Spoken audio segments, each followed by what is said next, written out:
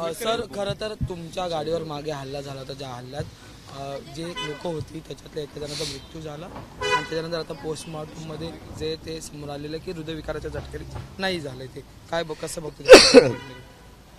मी आत्ताच विविध वृत्तवाहिन्यांवर ही बातमी ऐकली की अकोला जिल्ह्यामधील मनसेचा एक 23 वर्षाचा तरुण कार्यकर्ता ज्यांचा हृदयविकाराने मृत्यू झाला असं दाखवलं गेलं होतं, पण पोस्टमॉर्टम रिपोर्टमध्ये अत्यंत चुकीच्या पद्धतीनं त्यांना मारहाण होऊन, म्हणजे उजव्या भागाच्या बरगडं तुटणं असेल किंवा मग नंतर त्यांच्या डोक्याला गंभीर दुखापत जी झाली, ह्या सगळ्या घटना जर पाहता तर हे फार वेदनादायी आणि दुर्दैवी चित्र आहे.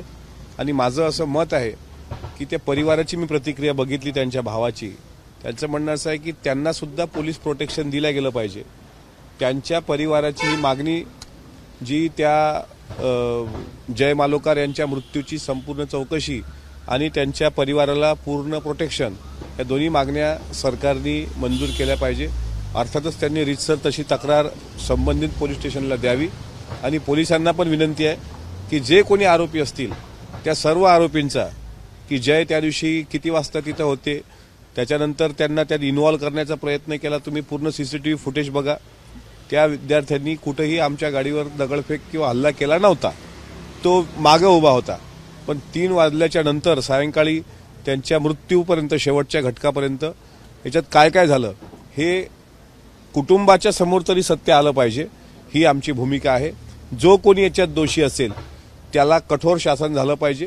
आणि माझी पोलीस प्रशासनाला विनंती आहे की त्यांच्या परिवाराने जी मागणी केली ती मागणी रास्त असून या संपूर्ण प्रकरणाची सखोल चौकशी व्हावी आणि त्यांच्या कुटुंबियांना पूर्ण वेळ संरक्षण द्यावं. मनसे नेते यशवंत शिंदेधर यांनी ते म्हणतात की यामागे अमोल मिटकरींचा तर हात नाही ना, असा प्रश्न त्यांनी तुमच्यावर उपस्थित केला आहे. मी जर दोषी असेल, माझा हात असेल, माझे कोणी कार्यकर्त्याचे हात असेल तर आम्हाला थेट फासावर अटकवा अशी आमची मागणी आहे. आम्हालाही त्याच्यात दोषी ठरवून जर आमच्या 302 सारखे आता काही नवीन IPC आल्यात, जे काय गुन्हे दाखल होतील ते आम्ही करायला तयार आहोत. पण याच्यामध्ये जो कोणी दोषी असेल, आम्ही असो किंवा त्यातलं कोणी असेल, याच्यात कोणी राजकारण करू नये. अमोल मिटकरी दोषी असेल तर त्याला भर चौकात फासावर द्या. मला यात राजकारण करायचं नाही.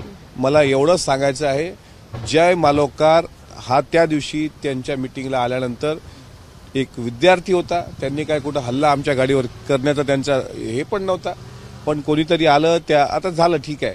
पण त्याच्यानंतर मात्र नेमका कुणासोबत जय होता, कुठं कुठं त्याला नेलं गेलं, ह्या सगळ्या गोष्टी जर त्यांचा परिवार जर त्याचा सगळा पाठपुरावा करत असेल, म्हणजे मागत असेल, तर ती मागणी असली पाहिजे.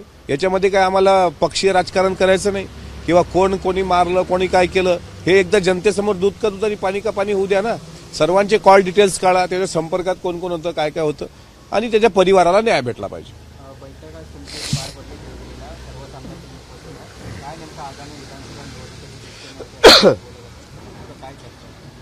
महायुतीमध्ये राष्ट्रवादी काँग्रेस पक्ष ज्या जागा आता आम्ही आमच्याकडं वरिष्ठ स्तरावर बोलणी होऊन ज्या जागा आम्ही लढणार आहोत, त्या सर्व जागी अर्थसंकल्प मांडत असताना 10व्यांदा अजितदादांनी आणि महायुतीच्या सरकारने ज्या पद्धतीनं गोरगरिबांच्यासाठी लोक कल्याणकारी योजना कार्यान्वित केल्या, त्या जास्तीत जास्त लोकांपर्यंत पोहोचवणे आणि महायुतीचं सरकार परत महाराष्ट्रात आणण्यासाठी पूर्णपणे प्रयत्न करणे, हेच आजच्या मीटिंगमध्ये ठरलं. ही काही वेगळी बैठक नव्हती. दर मंगळवारी ही बैठक देवगिरीवर आयोजित होते, हे आपल्या पत्रकार बांधवांना माहीत आहे. काल गणेश विसर्जनामुळे आज ही बैठक एक दिवस उशिरा झाली. त्यांच्या वैयक्तिक कामाकरता ते होते. कोणाच्याकडे मला वाटते वाढदिवसाचे कार्यक्रम होते, कोणाच्या आता इंद्रनील नाईक आहेत त्यांच्या मतदारसंघात गणेश विसर्जन होतं, असे काही कारणं होते. त्याच्यामुळे त्यांनी कळवलेलं आहे.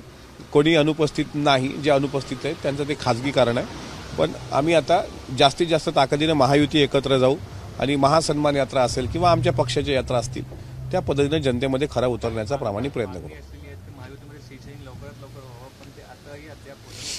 तो वरिष्ठ पातळीवरचा निर्णय. थोड्या वेळात प्रांताध्यक्ष तटकरे साहेब इथे येऊन आपल्याशी त्याबद्दल संवाद साधतील. हिंदी में सर आदित्य ठाकरे ने कहा है कि बांग्लादेश की टीम के साथ मैच नहीं होना चाहिए इंडिया में, क्योंकि हिंदुओं पर अत्याचार बांग्लादेश में हो रहा है. कैसे?